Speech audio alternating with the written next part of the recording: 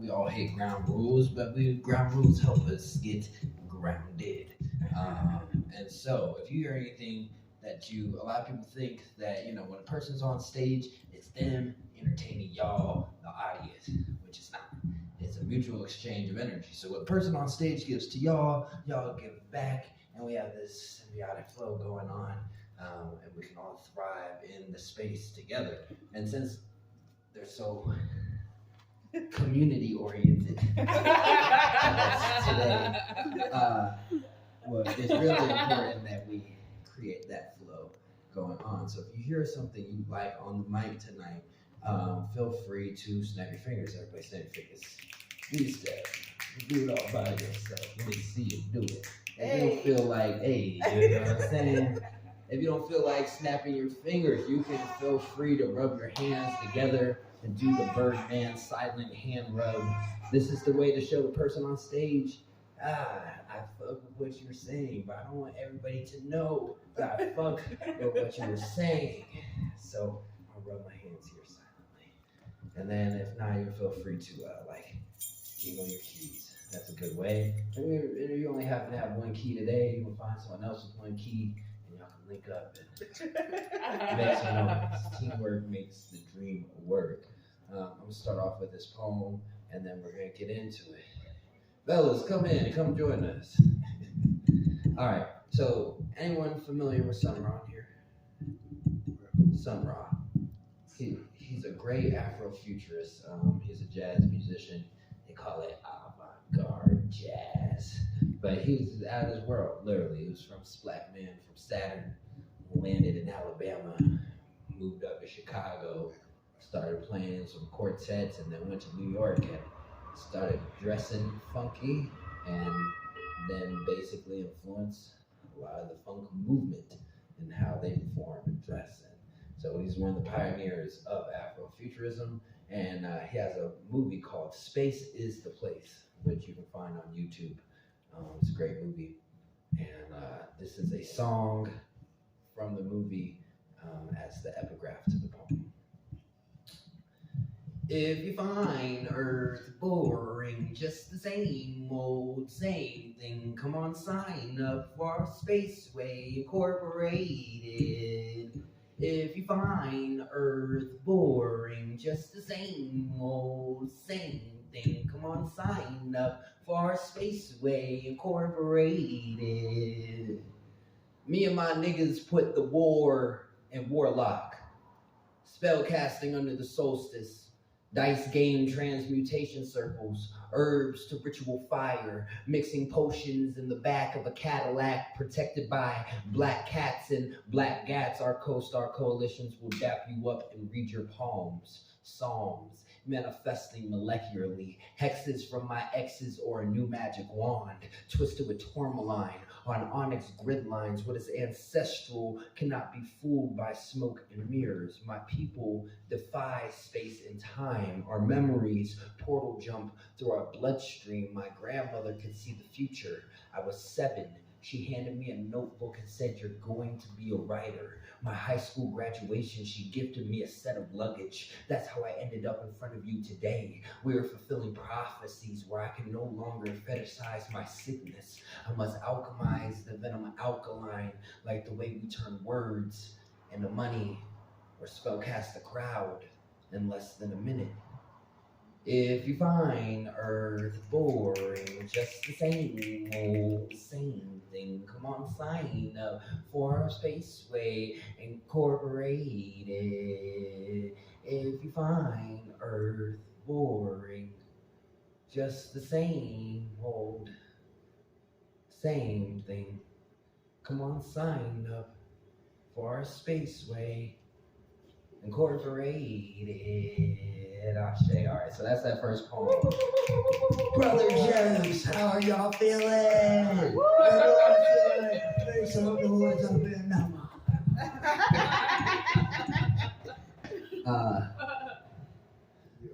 But yeah, we're gonna call our first person up to mic to read. So I need everybody to please put a big, warm welcome. Put your hands together for Otero.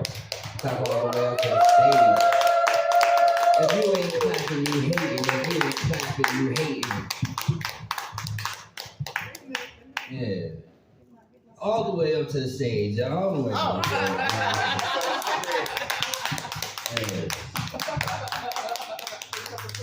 Thank you very much. Thank you very much. Hello.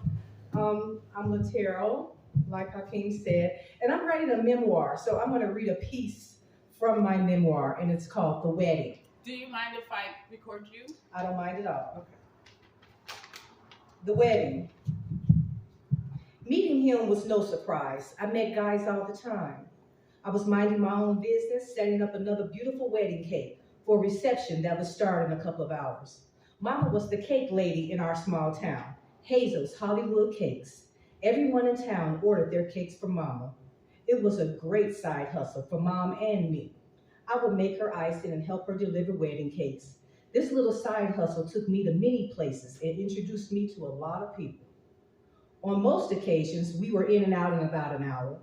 We would show up at the reception hall while the wedding was still going on. We were the behind the scenes workers, setting things up, making the place beautiful for the bride, groom, and guests. The DJ, caterer, decorators, and us, wedding cake deliverer, all there together, preparing for a magnificent experience. The halls were all so different. Some were elaborate, with beautiful chandeliers, large glass windows, formal dining, and an elegant stage for the bridal party. Some were small with homemade decorations, home-cooked food, and a cash bar. No matter the size of the place, they all wanted a beautiful wedding cake. Mama accommodated all of her brides the same. She would make sure their wedding cake was breathtaking, no matter what their budget was. Mom always threw in some extra flowers or decorations, whatever it took to have an astonishing cake. All of Mom's brides felt special. She made sure of that. The admiration was mutual for Miss Hazel, the cake lady. This particular reception was a bit different.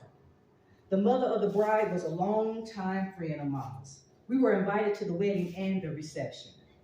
Due to the fact that we had to set up the wedding cake, we didn't make it to the wedding. The reception hall was quite busy when we arrived. People decorating, the DJ setting up the stage. I carried the cakes in one by one, being extra careful not to drop them. Lavender and white were the bridal colors. A summer wedding with all the trimming. Several guys sat at a table watching me as I carried the cakes in. I saw them, but didn't really see them. As stated before, I was minding my own business. I had work to do. My focus was on getting the cakes up. Also, as most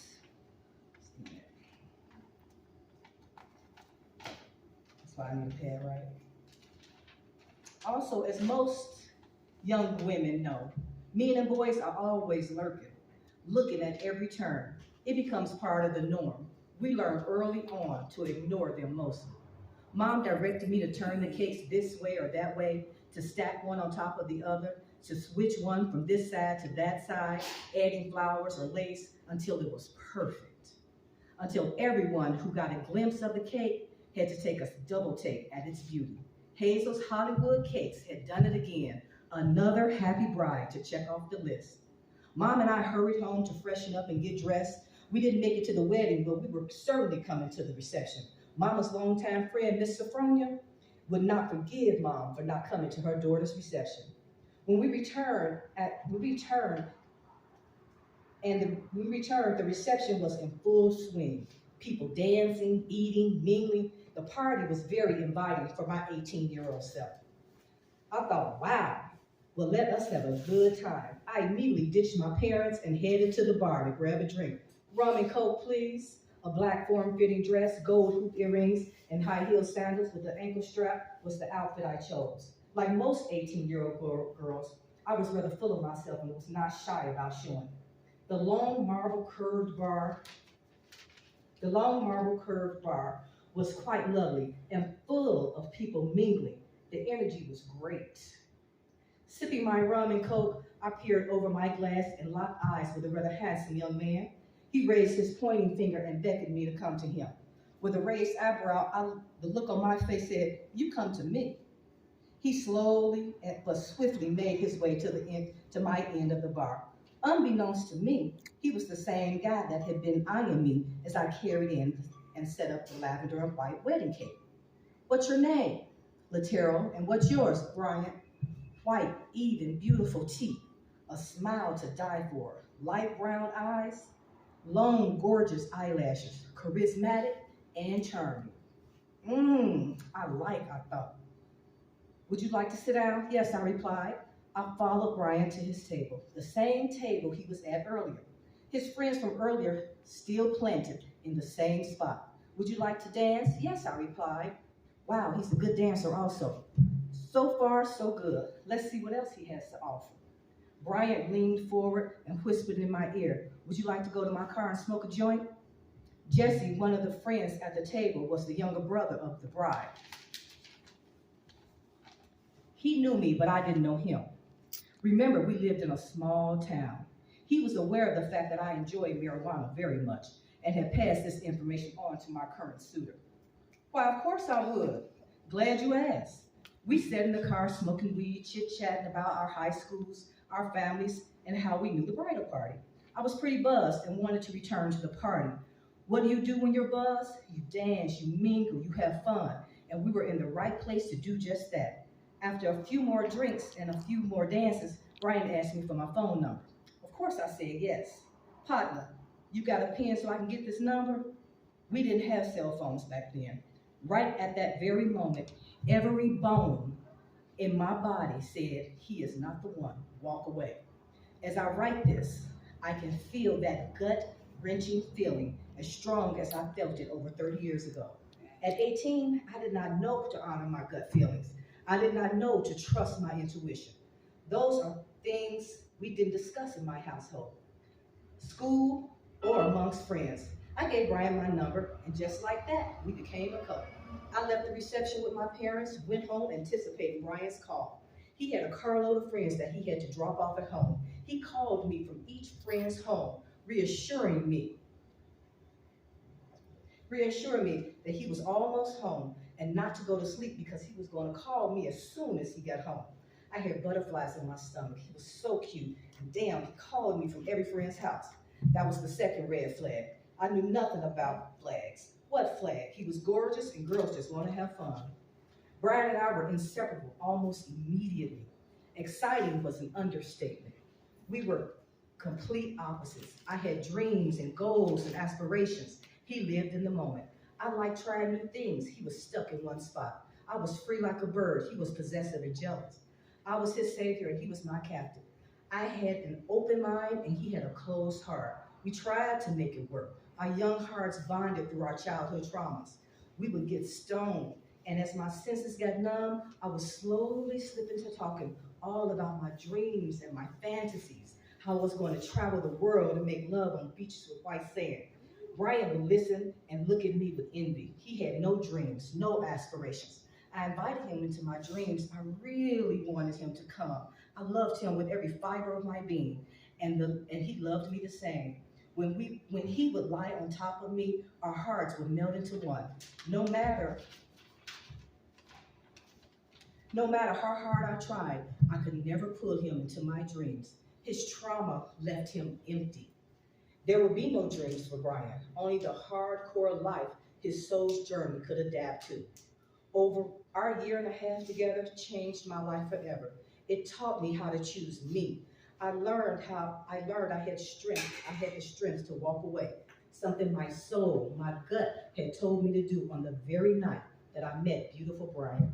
I learned to honor and trust my internal ecosystem, even when I don't understand it. I conjured up wit, strength, passion, knowledge, love, and forgiveness that I didn't know I have. The girl that met Brian at the wedding reception was not the same girl that left Brian in the small town where we'd grown up.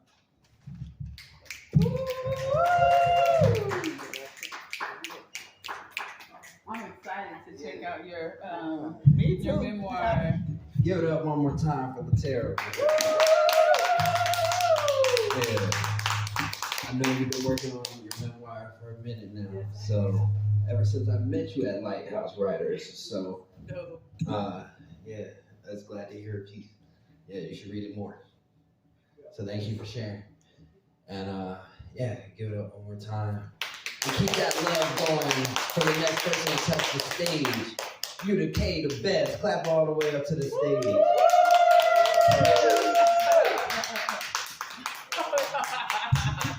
Thank you, guys. What's up, y'all? Thank you so much for being here. Alrighty, so yeah, I'm just gonna get into it.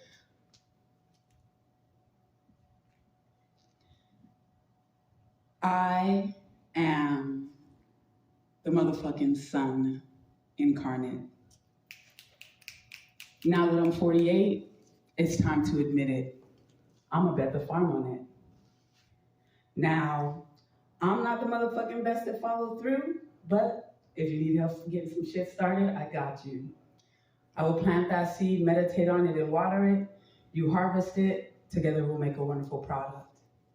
Now, I felt a lot with fire, water, and air, but earthbending is heavy work. I'm not sure if I care. Thank God my clips got me there. I tried grounding myself starting on the 11th day of 2015. 30 pounds later, I knew that shit was not for me. So let me float away or hold me down with the tether. Again, I fucked with all the fire, water, and air that you dare. But earthbending is heavy work, so I'm gonna let y'all do that unless I'm at the fair. So until that fateful day in August when I touch down after flying through the air, I am the motherfucking sun incarnate. Ride with me. I'll take you there. Oh, I'm trying to get over this stage fright, y'all, but my voice just don't want to stop shaking. Anyway, I'm gonna do one more and get out of here. I'm taking all my power back. I'm taking all my power back. I'm taking all my power back. We have the magic of Akasha. We have the magic as the doctor of the sun, the moon, the earth. Forget what they done taught ya. It's time to take our power back and get our balance right. I'm taking all my power back. It's not even a fight. No, it's not even a fight. It's not even a fight. There's nothing that can get in my way. No, not even me. There's nothing that can get in our way. Time to get free. It's time to get free.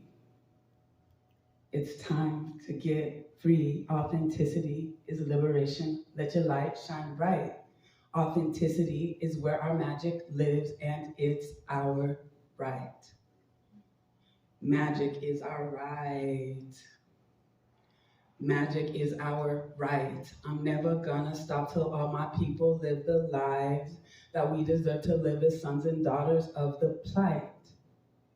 We have the magic of Akasha. We have the magic as the doctors of the sun, the moon, the earth. Forget what they done taught ya. It's time to rewrite history. It's time to twist the plot. It's time to practice all the magic we ever forgot. It's time to practice all the magic we ever forgot. It's time to practice all the magic we ever forgot. We are the mothers of this earth. Everything begins with us. All the good there ever was, it was us that gave it birth. Open your third eye, heal your heart to light the way. Speak your truth out loud and use your magic every day. Use your magic every day. Use your magic every day. Create beauty right, create beauty dance, create beauty sing, create beauty play. Create beauty play. Create beauty and play. And shine your light bright, shine your light bright, shine your light bright, shine your light bright. Authenticity, liberation, and magic are our rights. Authenticity, liberation, and magic are our rights. Magic is our right. Magic is our right. I'm taking all my power back. We're taking all our power back. Say it with me. We're taking all our power back.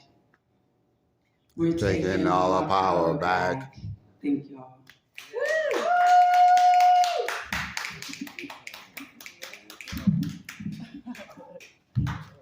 Give it up one more time for Yuta Davis. Man, little do y'all know about Yuta is that Yuta has been doing a lot of not only organizing, performing, and teaching in the city, but for a very long time, and people don't give her credit she deserves. But even this right here, she helped set up herself. So, round of applause for Yuta for everything that you do. Thank you. We're gonna have our featured performer come up pretty soon. We just need to figure out some technical things